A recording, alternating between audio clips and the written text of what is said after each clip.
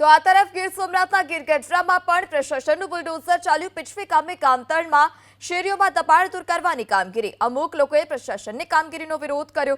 મહિલાઓએ રસ્તા પર બેસી વિરોધ કર્યો। વિરોધ કરનાર તમામ લોકોને પોલીસે દૂર કર્યા।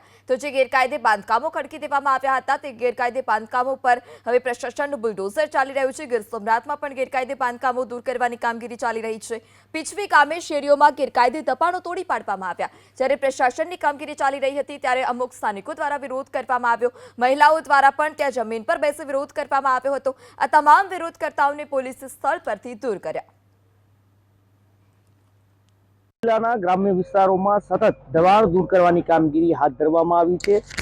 ગૌચરણ હોય કે ગામતળ હોય, અત્યારે ગીર સોમનાથ જિલ્લાનું ગીરગઢડા તાલુકાનું પીછવી ગામ છે અને અહીંયા પર જે ગામનો રસ્તાઓ છે, ગામની ગલીઓ છે, તેની અંદર જે મકાનોની બહારના દબાણ હતા તેને દૂર કરવાની કવાયત છે તે વહેલી સવારથી શરૂ કરવામાં આવી છે। પોલીસનો ચુસ્ત બંદોબસ્ત અને તંત્રની ટીમો છે તે જેસીબી મશીન સાથે વહેલી સવારે અહીંયા પર ત્રાટકી છે અને અહીંયા પર દબાણ દૂર કરવાની કામગીરી હાથ ધરવામાં આવી છે।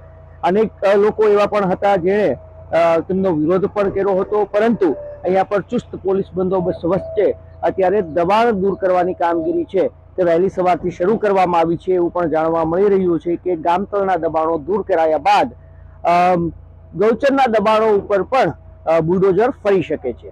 દિલીપ મોરી, એબીપી અસ્મિતા, ગીર સોમનાથ।